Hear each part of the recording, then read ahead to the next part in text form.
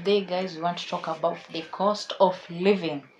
My question to you as our viewers is, how has the cost of living affected you as an individual, as a family, as a nation? Do you maybe mind asking another question or posing to them? First of all, thank you for having me on your channel. My name is Tito, and my question will be, you've asked them like, how is the cost of living taking them? But my question is, how has our government helped you to cope up with the high cost of living? Anyway, I hope you have your answers there. Or you can also comment. In the comment section. We always interact with those questions. Comments. So guys, like here, I know like right now there is so much going on, and most people maybe just to cope up. It's okay. So like, okay. Or many people are just surviving. Or they are just surviving. We can not, if you say they are surviving, which means they are barely surviving. That is the word. Okay. They are hardly surviving. As in, they are just holding on. Okay, kidogo hivi. Kuisha. We are done.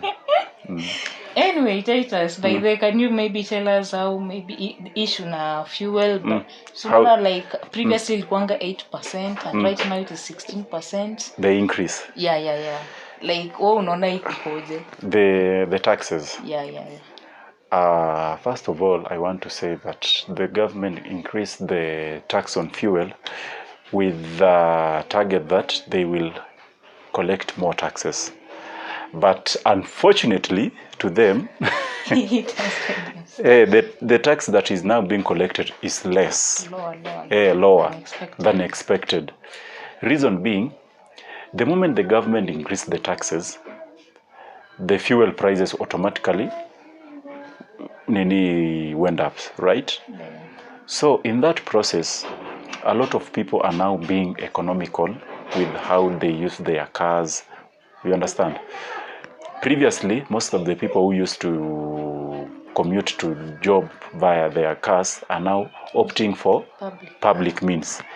Reason being, the cost of fuel is high. Why should you spend like 1,200 on fuel when you can only spend 200 and still reach your destination? You understand? It does, like, even if you talk of convenience of I don't know what, but still it just beats logic for you to spend like 1,500 daily when you can only spend 200 on transport. You understand? So by doing that, the demand for fuel goes down, and now the taxes that the government expected to collect automatically reduces. Yeah, but if the government has reduced the tax maybe to something manageable, a lot of people will it will work as an incentive for people to now, use their cars more often than public means. And in the process, the demand for fuel will go up. Now that the demand has gone up, you will find that the government has also increased the tax base. Okay. The people paying taxes are more. Before we continue, there is something this is for energy and power. Yeah. Davis Churchill. Yeah. He said something like there is nothing the government can do about the fuel. That is, I don't agree with that as a person, as an economist. Okay. First of all, if you watched there's a short Citizen called the News Game. Yvonne Okwara, I don't know if you know her. I know her. Yeah. Who doesn't know Yvonne? Who doesn't? Who? So she told us that the landing cost of fuel before any tax is 115 point something. I don't know, some few cents. You understand? Yeah. So which means if the cost of fuel is 200 and like petrol is 211, which means close to 100% is taxes. You understand? So if the government, and also why I don't agree with our CS Davis Churchill by when he said that this is a global problem, there is a levy on fuel that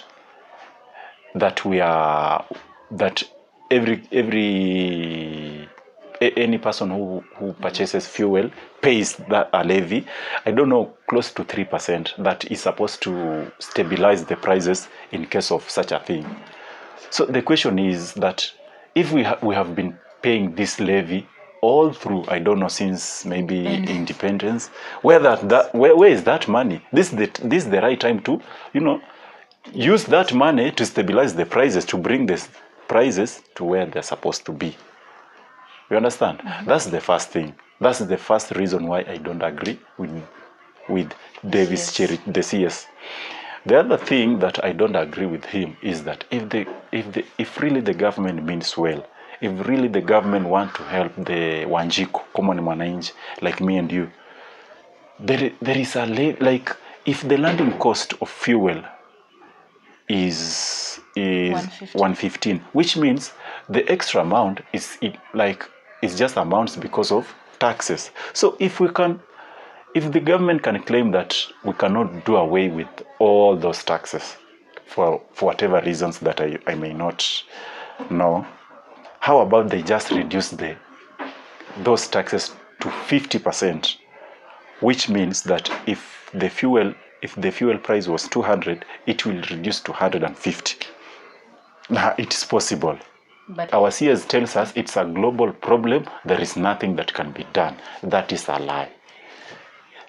But I've never seen, like, any time easy prices fuel they increase, I've never seen them zikirudi chini. Zinaendanga zikienda. The thing is, if you increase prices, even though they reduce, there is a word I'm looking for in economics. There is something we call it.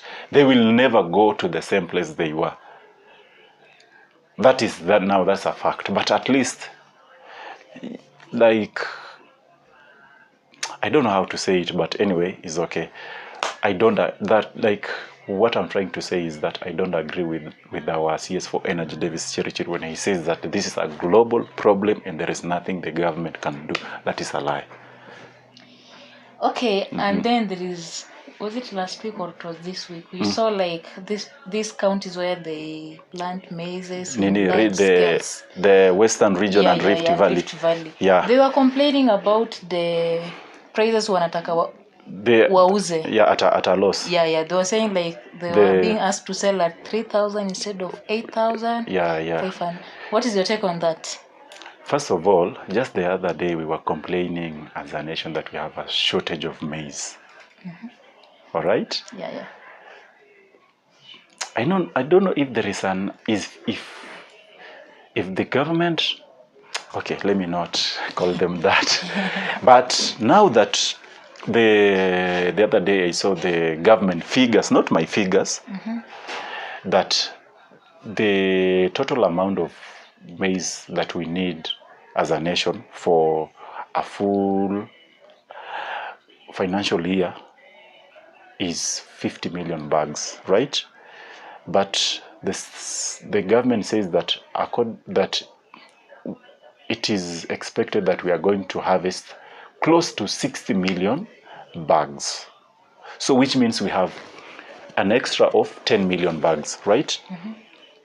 What you do with that 10 million is what will determine the price that these farmers will be selling their maize. You understand? It is that 10 million that is bringing this instability in the market. So if really the government means well, and our president comes from Rift Valley, for heaven's sake, his people are the most affected by all this hulabaloo. So if the government means well, the government has the capacity to buy that extra 10 million bags. You understand? and the market prices will stabilize, because now the demand will match the supply. Right now, the supply is more than the demand. Now, to make it worse, it's not that the middlemen who are purchasing this maize are not from our country. They are from Uganda and Tanzania. So which means they are taking our maize away. And next year in June or in March, April there, we will be the one going to buy there. We will the one be going to import there that maize at a price that I don't want to mention to you, because you will be shocked. Higher price. At higher prices. Like, surely, if this is bottom up, these are the farmers are the people of the of president. They belong to common mwananchi, like the one president used to call them sijui mtu wa mkokoteni, mama mboga. Yeah, no, of course, like, we must play politics a little bit now, just to tell the president that what is happening at home is not good for your people. Do something. Another thing, before you harvest that maize, there is a cost that you have incurred as a farmer, right? Yeah. If, leave alone making profit, if your cost does not match the income, by that I mean what you put in, if that it does not match what you get, then what's the point? What's the point of farming? And now we are the same people, like, because the same farmer will now lose the morale of farming. If he was doing 10 acres, he will opt for just 2 acres that can feed the family. You understand? Yeah. That is a blow to our country, because we need that extra maize to feed people like us who are in the city. And I think most farmers, that is what exactly they are doing. Exactly. Now yet you claim that, like, if the government means well, let's just find a way of how they can buy that 10 million, the exceeding 10 million, and the prices will stabilize. Full stop.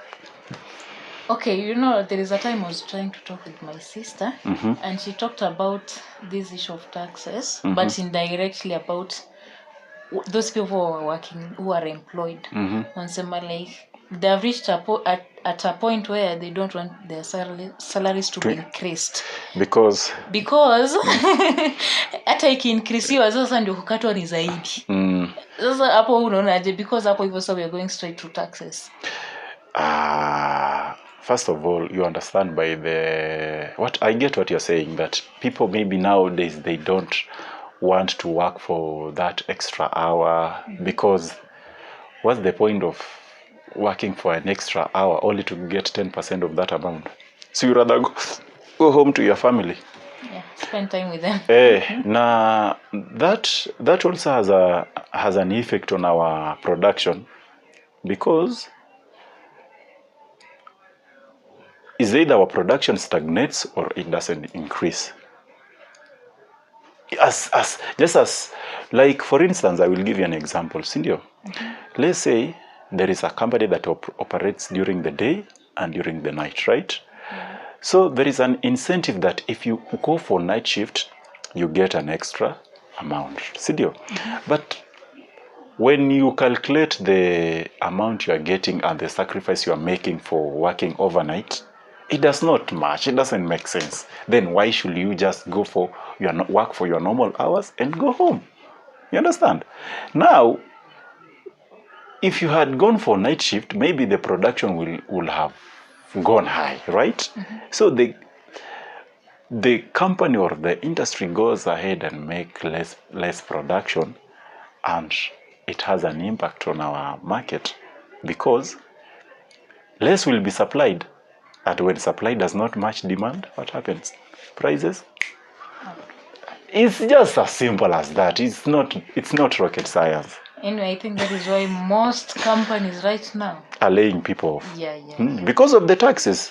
There is this thing that I'm really trying to avoid, but I just have to mention, called housing levy. You tax the employer 1.5% and the employee 1.5%. to arrive at 3%.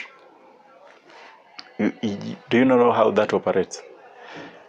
No. Let's say if you are, okay, you be my employer, I be your employee. If I'm earning 10,000, right? What is 1.5% of 10,000?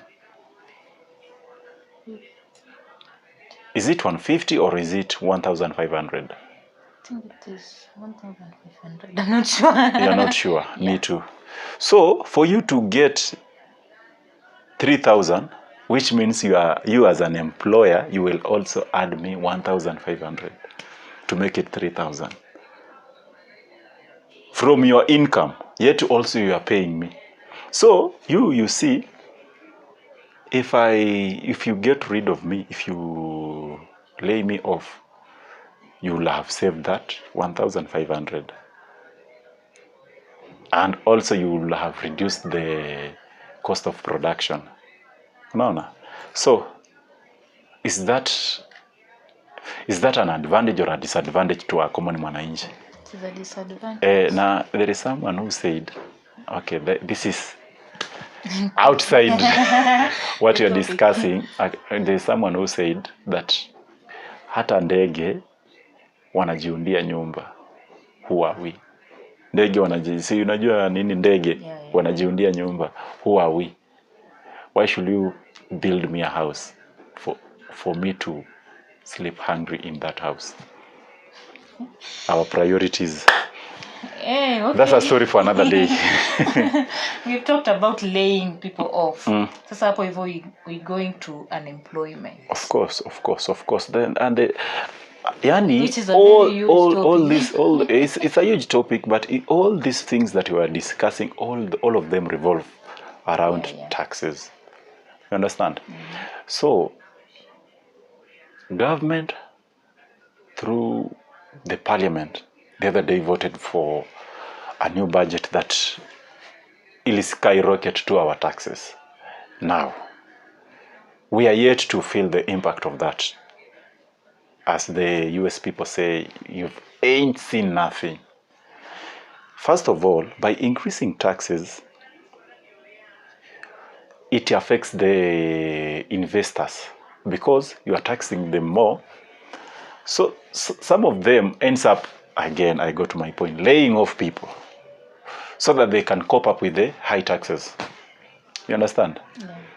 As they do that, there are people who will be rendered jobless. Okay. And also the high cost of fuel and power can also be added to that. Now, there is some investors every day, if not every hour, who are planning to come and invest in our country. And they are now trying to make a decision on whether to come or not. By you increasing the taxes, you've already helped them make the decision of going to invest anywhere. Now, you have not only destroyed the jobs of common mwananchi, you've also chased away the jobs that will have been created by the investors who will have come to invest in our country if only and only our taxes were bearable. A taxation can really ruin a country. Yeah, but taxation. now, by the way, these things are counterproductive. As I've told you, you increase taxes, you collect less. You reduce taxes, it becomes you collect more, because it works as an incentive for more people to come and invest in our country. And what you will collect is, like, for instance, I will give you the best example so that you may understand what I'm trying to tell you. During the Christmas season, you find out that prices are always lower. Kama prices of oil, of unga. Have you asked yourself? Yeah. Trust me, we can bet on that. Okay. Tuseme kama price ya mafuta ilikuwa 650, utaipata inauzwa 600. Trust me. Okay. Like leave alone hizi manguo, mimi nakwambia price ya chakula will reduce because these people wanajua utanunua mingi, na by you buying in bulk they make more profit. You buy less, hata waki increase prices still hawata make as much profit as they would have made if ungenunua in bulk. And by that, when you buy in bulk, which means they have to supply more. Now for them to supply more, they need more manpower. So it's just common sense. A lot of people will be employed. Simple. I don't know if there is a better place to end this video than that. Anyway, guys, I think we've reached the end of our video. I don't know what is your thoughts about this. You can also leave your comment up over in the comment section, as I said earlier. And by the way, I want to say thank you. I really appreciate you for those who watched until the end of this. And before you end this video, let our fans know that we will always be here to discuss the current happenings. If the government does something weird, we help you, dissect it. If they do something that we feel is against the will of the people, still, we do it, but in a good way. Anyway, we shall not call in this the CONVO'S corner. Yeah, of course. Episode 1. Please 1. make sure never to miss any of our episodes. Follow us everywhere. Yeah. On TikTok, we will be giving some few things here and there. Yeah. Oh, so I hope you really enjoyed this video. See you until you see me next time. Exactly.